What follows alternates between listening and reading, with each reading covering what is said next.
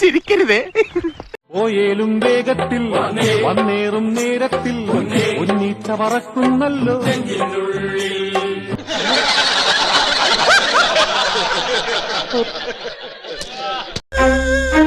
ഞാൻ പെട്ടു ഇല്ലേ?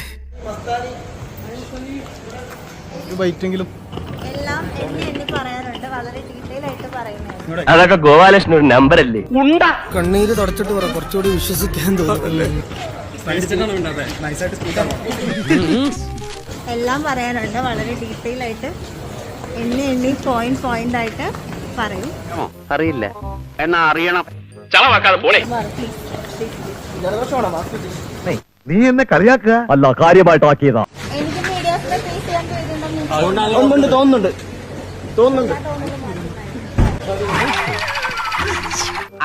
അതല്ല ഉദ്ദേശം, ഞാൻ മാറി. കിട്ടിയല്ലോ, ഇവിടെ ഇരി.